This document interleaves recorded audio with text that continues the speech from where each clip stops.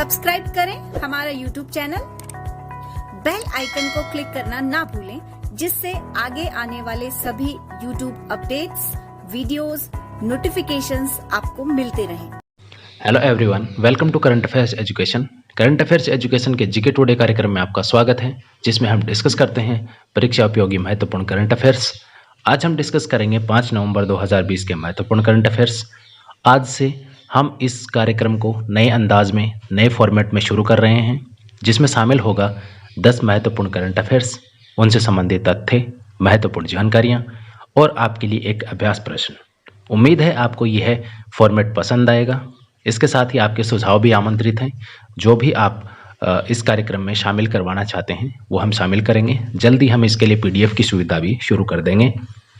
शुरुआत करते हैं अंतिम सेशन के अभ्यास प्रश्न के साथ। अंतिम सेशन में हमने आपसे पूछा था, भारत व कनाडा के शोधकर्ताओं ने किस सभ्यता में डेयरी उत्पादन के साक्ष्य ढूंढे हैं।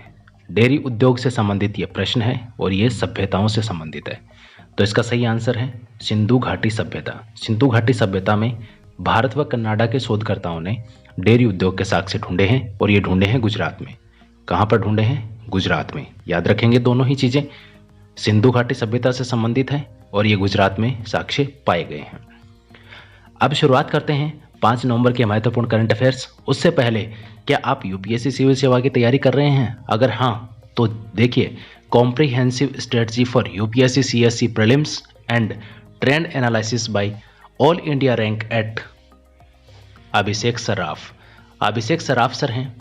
इनकी फ्री क्लासेस आप देख सकते हैं, जिसमें आपको कॉम्प्रिहेंसिव स्ट्रेटजी UPSC सिविल सेवा परीक्षा के लिए जानने को मिलेगी। फ्री क्लासेस हैं, बिल्कुल फ्री हैं, कुछ भी आपको यहाँ पर पे करने की ज़रूरत नहीं है। आपको ये कोर्स क्यों देखना चाहिए? देखिए, इसके लिए भी आपको महत्वपूर्ण पॉइंट्स आपको बताता हूँ। अभिषेक सराफ, जिन्होंने 4 बार UPSC CSC परीक्षा क्लियर की है, यहाँ से आपको जानने को मिलेगा इनके द्वारा।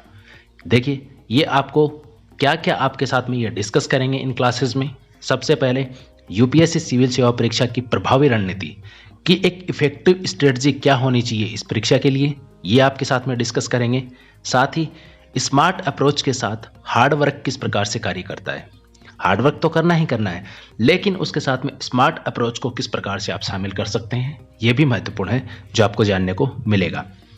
UPSC के लिए बुक लिस्ट, UPSC परीक्षा के लिए book list, notes making, current affairs के नोट्स कैसे बनाएं, प्रैक्टिस किस प्रकार से प्रैक्टिस करनी चाहिए, MCQ को किस प्रकार सोल्व करना चाहिए। यहाँ पर आपको काफ़ी सारे MCQs भी मिलेंगे। इसके साथ ही PDF भी उपलब्ध होगी कि आपकी स्ट्रेटजी क्या होनी चाहिए, किस प्रकार से आपको प्लानिंग करनी चाहिए। उसके लिए सारी की सारी PDF सुविधा भी यहाँ पर उपलब्ध है। इसके साथ ही निबंध लेखन, मुख्य परीक्षा का लेखन और इंटरव्यू के लेक्चर भी इनके उपलब्ध हैं, जो आप देख सकते हैं फ्री ऑफ कॉस्ट। अभी डाउनलोड कीजिए अनअकैडमी लर्निंग ऐप, रजिस्टर कीजिए अपने आप को उस ऐप पर और डिस्क्रिप्शन में दी गई लिंक से इस कोर्स को देखिए फ्री ऑफ कॉस्ट। शुरुआत करते हैं करंट अफेयर्स की। लुहरी जल शक्ति परियोजना 210 मेगावाट की जो है 1810 करोड़ के निवेश के साथ किस राज्य में शुरू होगी? बहुत ही महत्वपूर्ण प्रश्न है, काफ़ी अच्छा प्रश्न है। ऑप्शन है आपके सामने हिमाचल प्रदेश, उत्तराखंड, जम्मू कश्मीर और अरुणाचल प्रदेश। इसका सही उत्तर है हिमाचल प्रदेश। हिमाचल प्रदेश। और यह परियोजना सतलुज नदी पर बनेगी। कहाँ पर बनेगी? सतलुज नदी पर। आपसे प्रश्न यहाँ पर पूछता हूँ मैं, ज्योग्राफी का है, भूगोल का एक प्रश्न आपसे पूछता हूँ। सतलुज नदी भारत में कहाँ पर प्रवेश करती है? सतलुज नदी भारत में कहां पर प्रवेश करती है? इसका जवाब लिखिए आप कमेंट बॉक्स में। नेक्स्ट है, किस वर्ष भारत G20 बैठक की अध्यक्षता करेगा? G20 देशों की जो बैठक है उसकी अध्यक्षता भारत कब करेगा, यह प्रश्न है। इसका आंसर है 2022। 2022 में भारत G20 बैठक की अध्यक्षता करेगा। क्यों चर्चा में है? 4 नवंबर को G20 देशों के संस्कृति मंत्रियों की अंतर्राष्ट्रीय बैठक का आयोजन हुआ। इस बैठक की अध्यक्षता करी है सऊदी अरब ने। किसने करी है? सऊदी अरब ने।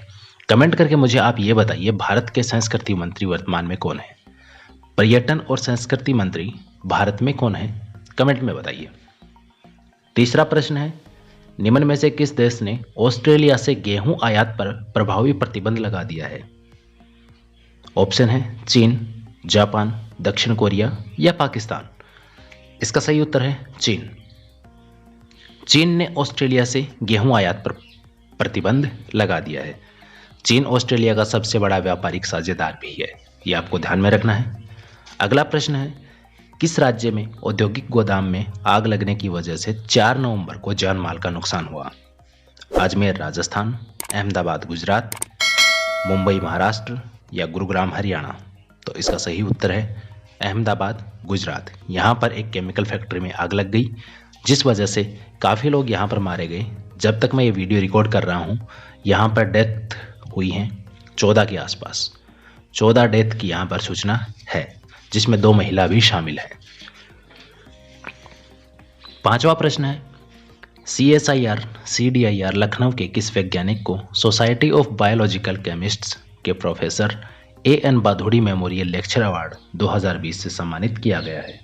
ऑप्शन है doctor Satish Mishra, doctor KL Sen, doctor Sushant Kar, RD Burman. इसका सही उत्तर है डॉक्टर सुशांत कार। इनको इस पुरस्कार से सम्मानित किया गया है। भारत ने किस देश के साथ खगोल विज्ञान के क्षेत्र में वैज्ञानिक एवं तकनीकी सहयोग को विकसित करने हेतु समझौता ज्ञापन पर हस्ताक्षर किए हैं? इसका सही उत्तर आपको बताना है। विकल्प हैं यूनाइटेड किंगडम, स्पेन, फ्रांस और जापान। इसका सही उत्तर है स्पेन। नेक्स्ट, भारतीय मूल की प्रियंका राधाकृष्णन हाल ही में किस देश की सरकार में मंत्री बनी है? ऑप्शन है जापान, न्यूजीलैंड, ऑस्ट्रेलिया, अमेरिका। इसका सही उत्तर है न्यूजीलैंड। न्यूजीलैंड में भारतीय मूल की प्रियंका हैं, ये मंत्री बनी है। नेक्स्ट है, शेन वॉटसन ने क्रिकेट के सभी प्रारूपों से संन्यास की घोषणा की है, ये किस देश के खिलाड़ी हैं? ऑप्शन है ऑस्ट्रेलिया, ब्रिटेन, वेस्ट इंडीज या ब्राजील। इसका सही उत्तर है ऑस्ट्रेलिया। ऑस्ट्रेलिया के खिलाड़ी शेन वॉटसन ने क्रिकेट के सभी अंतर्राष्ट्रीय प्रारूपों से संन्यास ले लिया है। 9वां प्रश्न है, हाल ही में 50 वर्षों के लिए किस एयरपोर्ट को अडानी ग्रुप को दिया गया है? इसके आपके सामने ऑप्शन है लखनऊ। इसका सही उत्तर है लखनऊ एयरपोर्ट है, ये अडानी ग्रुप को दिया गया है और ये 6ठा ऐसा एयरपोर्ट है जो अडानी ग्रुप को 50 साल के लिए दिया गया है। पहले 5 कौन से हैं? देखिए, मंगलुरु, जयपुर, गुवाहाटी, तिरुवनंतपुरम और अहमदाबाद, ये पहले से अडानी ग्रुप को दिए जा चुके हैं। अहमदाबाद है, ये सबसे पहले दिया गया था। जयपुर, गुवाहाटी, तिरुवनंतपुरम, ये तीनों एक साथ दिए गए थे, अभी कुछ दिन पहले की बात है, मैंने कवर भी किया था इनको। मंगलुरु मैंने 3-4 दिन पहले ही इसको यहाँ पर डिस्कस किया है कि मंगलुरु भी अडानी ग्रुप को दे दिया है। ये 3-4 दिन पहले ही मैंने डिस्कस किया था इसी कार्यक्रम में। अगला है 10वां प्रश्न, 2 से 6 नवंबर 2020 में मनाए जा रहे UN पुलिस सप्ताह का यह कौन सा संस्करण है? बहुत ही महत्वपूर्ण प्रश्न है। ऑप्शन है 12वां, 13वां, 14वां या फिर 15वां। तो इसका सही उत्तर है 15वां संस्करण है UN पुलिस वीक का मनाया जा रहा है। बहुत ही महत्वपूर्ण सेशन है आज का। इस सेशन में इतना ही। चलते चलते आपके लिए एक अभ्यास प्रश्न, जिसका जवाब दीजिए आप मुझे कमेंट बॉक्स में। सही जवाब के साथ अगले सेशन में आपके सामने फिर हाजिर होंगे नए करंट अफेयर्स के साथ। हाल ही में किस प्रेस पत्रकार को महाराष्ट्र पुलिस ने गिरफ्तार किया है? सुधीर चौधरी, अर्णव गोस्वामी, रविश कुमार या अनिल चोपड़ा? इसका सही जवाब लिखिए आप कमेंट बॉक्स में। मिलते हैं अगले एपिसोड में, तब तक के लिए नमस्कार, गुड नाइट।